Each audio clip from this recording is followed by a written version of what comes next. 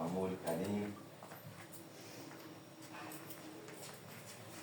Caros irmãos, minhas irmãs, boa noite a todos. Boa noite.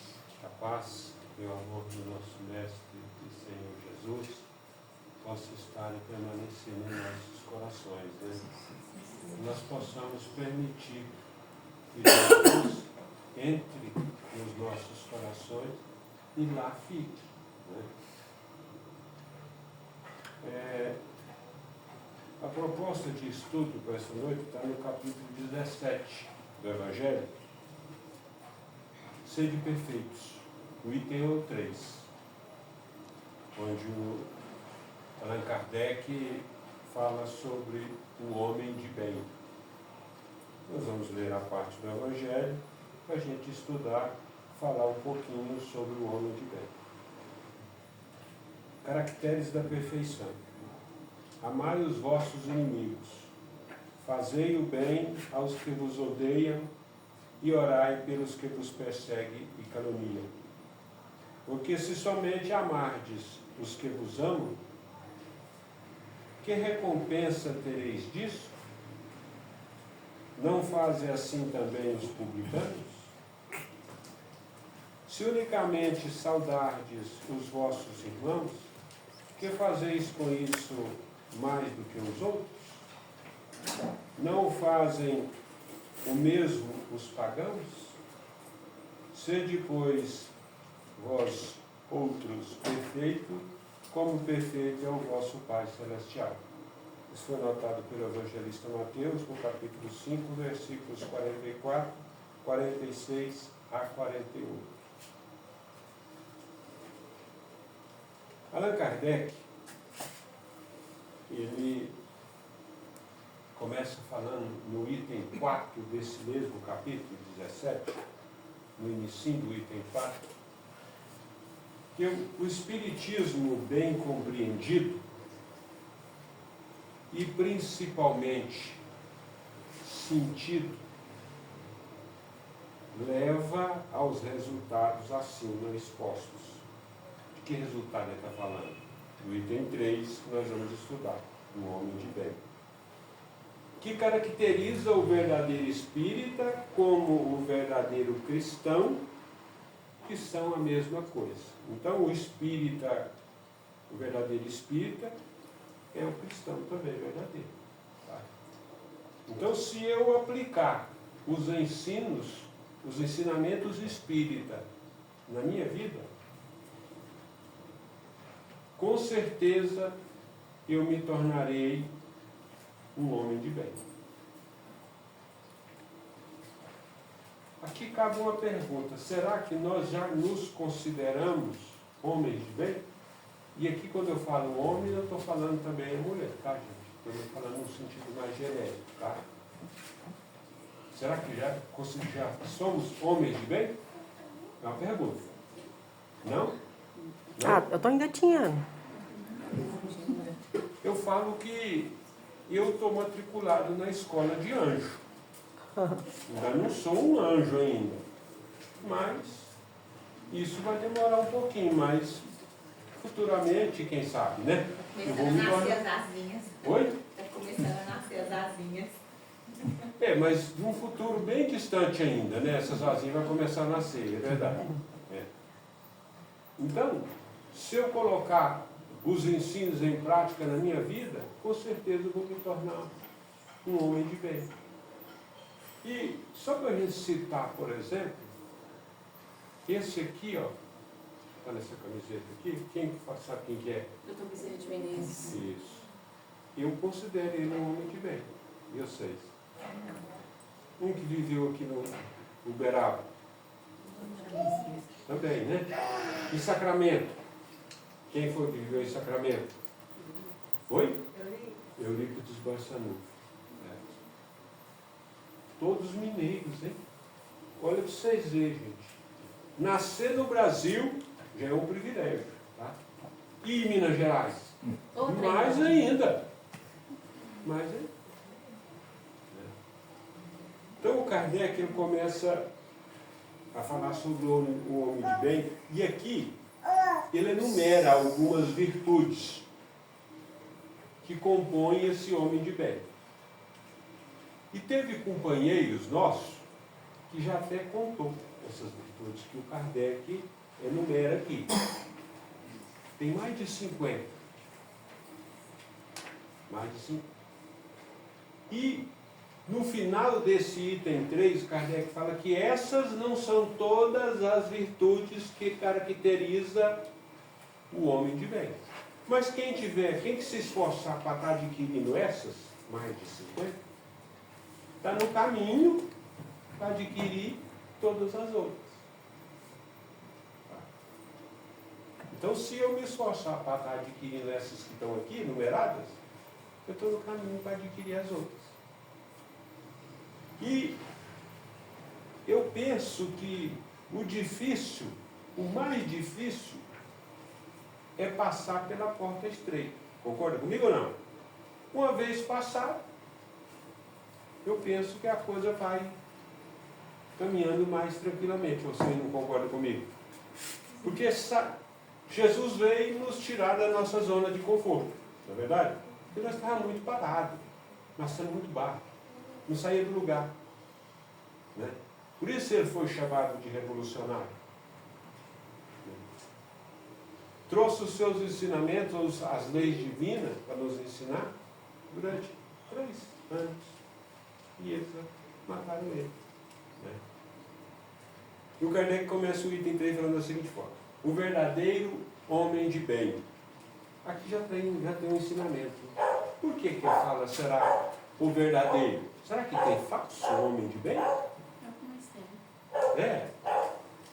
Provavelmente, né? Porque já que o Kardec fala que o verdadeiro homem de bem, porque tem falsos profetas, não tem? Tem pseudo-sábios.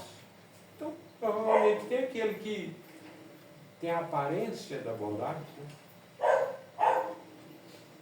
Ele fala aqui que o homem de bem, o verdadeiro homem de bem, é o que cumpre a lei de justiça, de amor e de caridade na sua maior pureza. Então, o homem de bem, ele cumpre a lei de justiça. E é uma lei só, tá, gente? É mais difícil. Oi? Parece que é difícil. De justiça. É. É pesado. Né? Porque, veja bem, não dá para existir, ou não existe justiça sem amor e caridade.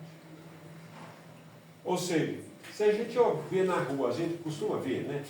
Pessoas manifestando, pedindo justiça. Será que eles estão querendo justiça mesmo? Ou é vingança? Né? Porque se eu quero que aquele que me causou mal seja punido, seja castigado, e não dá para existir justiça sem amor e caridade, será que eu estou amando esse meu irmão? Será que eu quero o bem desse meu irmão? Porque a questão 875 de O Livro dos Espíritos, Kardec pergunta: defina para mim justiça? Ou seja, o que consiste em justiça?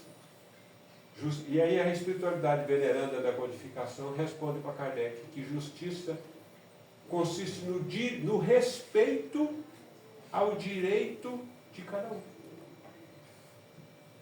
Ou seja, mesmo eu estando errado, eu tenho direito. Se eu quero andar nesse caminho, será que Deus vai me constranger? Ou vai me obrigar a retornar para o caminho? Será que Ele obriga, gente? Ele respeita o nosso livre-arbítrio, né? Respeita. Não infringe o nosso livre-arbítrio, ou seja, a nossa escolha de ir por esse caminho. Só que tem um detalhe. A lei do progresso está acima da lei do livre-arbítrio. E mesmo Deus não infringindo o nosso livre-arbítrio, Ele nos cerca de tal forma com os problemas, com as doenças. Ou seja, você está no caminho errado. Não fala isso para nós, mas a gente chega num limite de erro, por exemplo, que a gente pensa, peraí, tá igual aquele filho pródigo, né? Pediu a herança do pai e sai. Enquanto tinha dinheiro no bolso, tinha amigos. Quando o dinheiro cabe, ele vai tratar de porcos e come no coxo junto com os porcos. Né? Ele pensa, mas peraí, até o servo mais humilde da casa do meu pai tem uma situação melhor do que a minha. O que eu estou fazendo aqui? E ele é recebido como? De braços abertos. Né? É assim que Deus faz com a gente. Porque ele é pai. Qual que é o pai que não recebe o filho de braços abertos quando ele está errado, está no erro, e resolve voltar para o caminho certo, o caminho reto? Né? E Deus ainda é a fonte do amor. Ele é a fonte de todas as virtudes. De todas as virtudes. Eu preciso respeitar esse meu irmão que está errado. Bom, o homem de bem. Se ele interroga a consciência sobre os seus próprios atos, a si mesmo perguntará se violou essa lei de justiça, de amor e de caridade.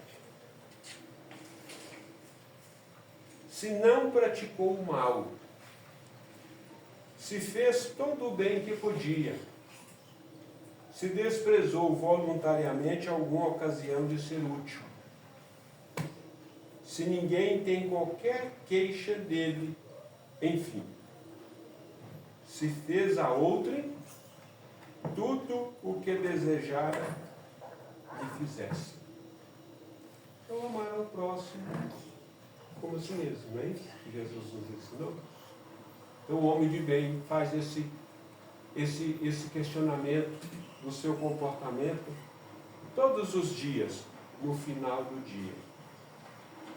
E aqui, a questão 919 do Livro dos Espíritos é dessa forma.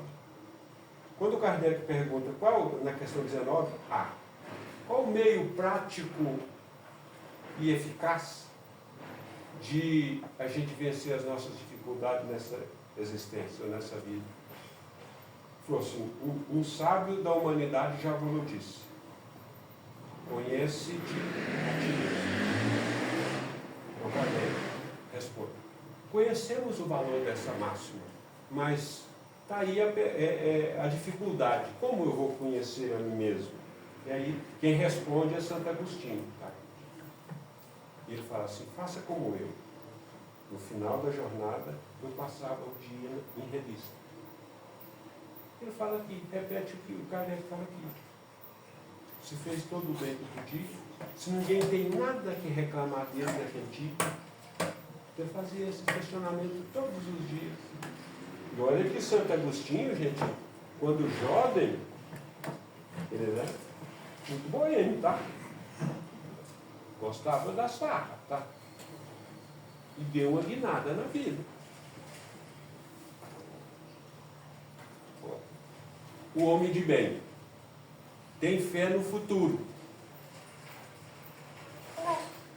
Razão porque coloca os bens espirituais acima dos bens temporais. Sabe que precisa dos bens materiais? Claro, nós precisamos, ou não precisamos dos bens materiais, porque ainda vivemos ainda no mundo material. Mas o homem de bem, ele dá mais valor nas coisas do espírito ou nas coisas espirituais do que nas coisas da matéria. Porque sabe que as coisas da matéria são passageiras. Quando Michel ou Miguel disserta sobre a verdadeira propriedade, aqui no Evangelho, ele fala que aquilo que a gente encontra ao chegar, ou quando a gente nasce, a gente encontra aqui, e deixa ao partir, quando a gente desencarna, não é nosso. não temos a posse real das coisas materiais, temos apenas o uso fruto. Vão ficar aqui. Né? O que a gente leva com a gente? Oi? As boas ações. Isso. São 3 coisas que ele enumera. Uma delas são as boas ações, as nossas virtudes. Né? O que mais? Será que nós perdemos a nossa inteligência? Ou levamos ela conosco? E os conhecimentos adquiridos? Também, né? Então, as 3 coisas que ele enumera aqui que nós levamos. A nossa inteligência, os nossos conhecimentos e as nossas qualidades morais. Tanto no terreno da bondade, como no terreno da não bondade. Né? Porque vocês acham que só porque eu desencarnei, eu virei santo? Não. É uma sequência, né? É uma sequência. Então, o homem de bem ia dar mais valor nas coisas do Espírito. E é uma recomendação de Jesus, que nós devemos procurar primeiro o reino dos céus e a sua justiça, que as demais coisas nos serão acrescentadas, de acordo com a misericórdia de Deus. Para vocês verem. E aqui veio na minha cabeça aqui uma ideia, uma informação. Quando Kardec estava codificando a doutrina espírita, um espírito não deixa dormir à noite com as pancadas na parede. Porque a doutrina espírita começou através de pancadas, não foi? Né? Como é que chamava o movimento? Mesas girantes. Mesas girantes, não giratórias, girantes. Né? Mas, muito bem. Não deixou eu dormir. Aí chega à noite e pergunta, questiona São Luís, quem que era aquele espírito. Não, ele está aqui, você pergunta para ele mesmo, você mesmo. E ele fala que é um parente seu. Mas qual que é o objetivo daquelas pancadas? Chamar a atenção. Estou contando isso, gente, só para não chegar numa informação que esse espírito dá para Kardec. Chamar a atenção do Kardec com aquelas pancadas. Mas você já viveu aqui na Terra? Você tem um nome para eu chamar? A resposta: para você, meu nome é verdade. Quem falou um dia que era eu sou o caminho, a verdade e a vida. Ninguém irá ao Pai senão por mim. Quem falou isso? Jesus. Então era o próprio Cristo que estava ali ao lado de Kardec. E era um parente dele. A partir desse momento eu estarei com você durante 15 minutos para tirar suas dúvidas. Olha a didática de Jesus. Tem erro. E o Kardec tinha que se virar e achar o erro. Onde é que estava? Continua tendo erro. Mas o senhor vai me ajudar até nas coisas materiais? Pode ser. A resposta: se assim não fosse, seria não te amar. Então, a espiritualidade, Deus, Jesus, nos ajuda até nas coisas materiais. Porque sabe que nós precisamos comer, beber, vestir, precisamos, né, ter uma vida social, né? Vivemos do mundo material ainda, infelizmente, mas precisamos da matéria. Então, por isso, o homem de bem ele acredita mais nas coisas do Espírito que nas coisas da matéria. Dá mais importância. O homem de bem é bom, humano e benevolente para com todos, sem distinção de raças nem de crenças, porque em todos os homens vê irmãos seus. Ou seja, o irmão de bem. Ele vê todos nós, ou vê todos iguais. Não importa a classe social, se é pobre, se é rico, a raça que ele pertence, o credo religioso que ele professa. Não importa. Ele sabe que todos somos irmãos. filhos do mesmo Pai que é Deus. Esse é o comportamento do homem de bem. E ele continua. É indulgente para com as fraquezas alheias, porque sabe que também necessita de indulgência. E tem presente esta sentença do Cristo: atire-lhe a primeira pedra aquele que se achar sem pecado. Ou seja, é indulgente. Ou seja, não aponta o dedo, o erro de ninguém. Porque Jesus já não recomendava, né, que com a mesma medida que a gente medir, nós vamos ser medidos. Ou com o mesmo peso que a gente pesar a pessoa, nós vamos ser pesados. Ou com o mesmo rigor que julgarmos, seremos julgados.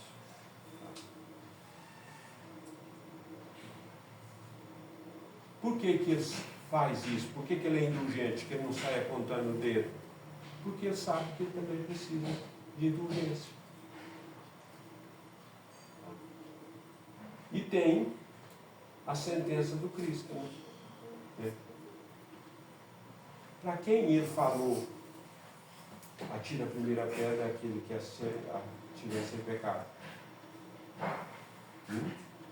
Conhece essa passagem? Não? Oi?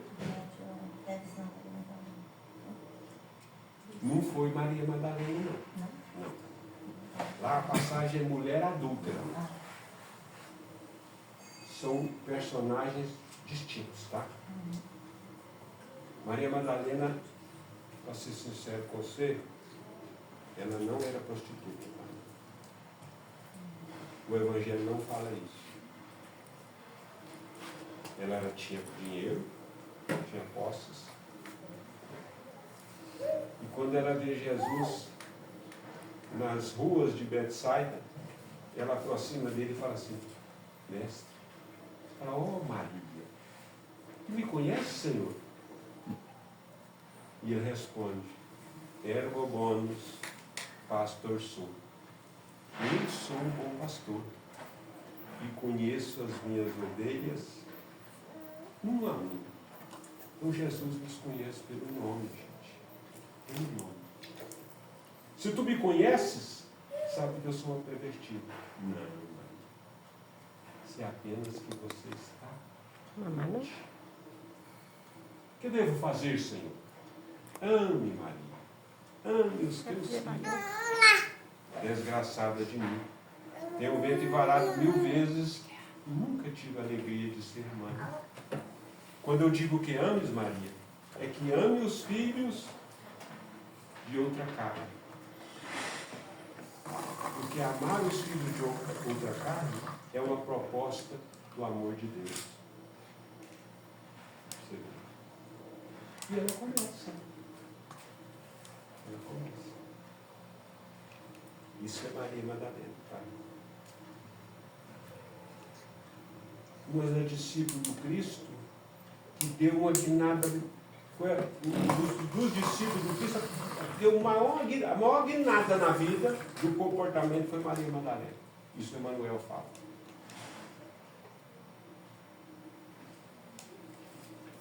E aqui, só para a gente finalizar, Allan Kardec, ele coloca o homem de bem na condição de autoridade, de patrão, e coloca ele na posição de empregado, de subordinado.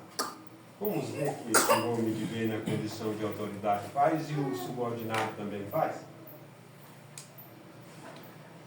Se a ordem social colocou sob o seu mando outros homens, trata-os com bondade e benevolência, porque são seus iguais perante Deus. Usa da sua autoridade para levantar o moral e não para os esmagar com seu orgulho. Evita tudo quanto lhe possa tornar mais penosa a posição subalterna em que se encontra.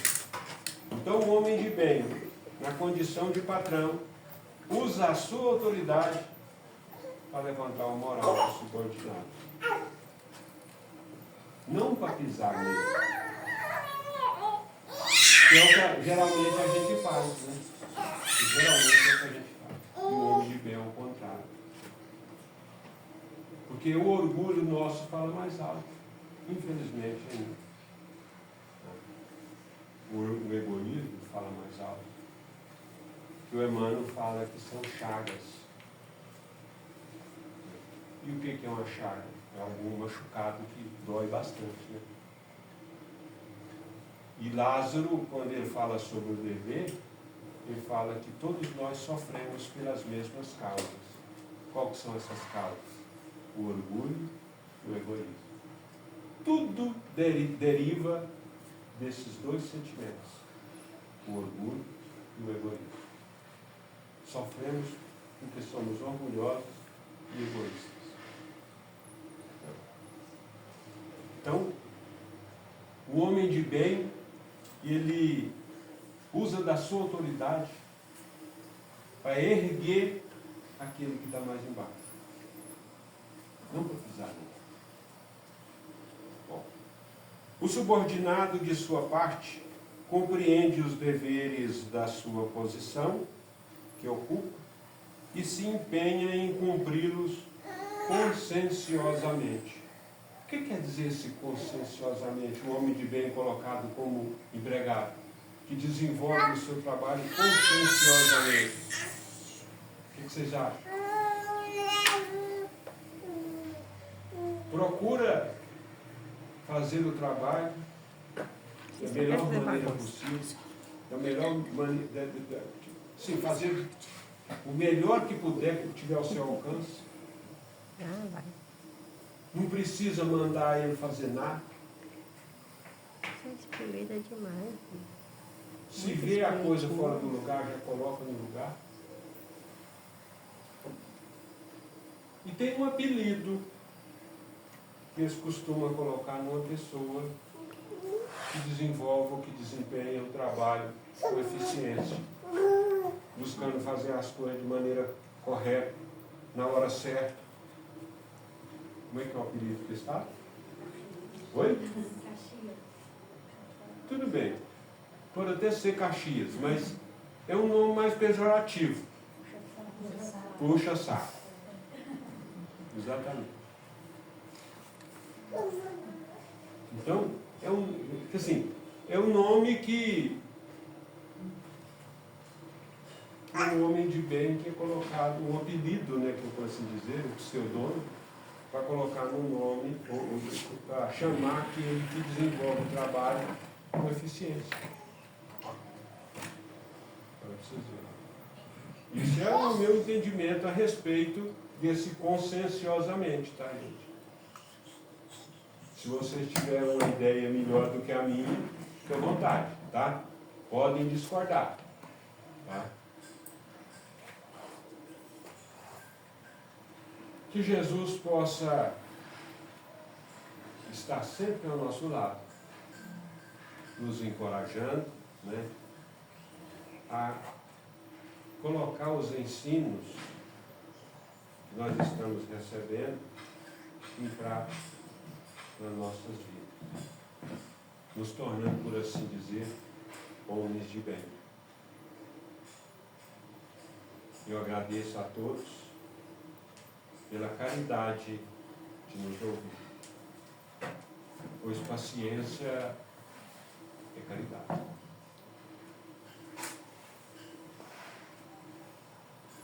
Um beijo no coração de cada um. Deus lhes pague.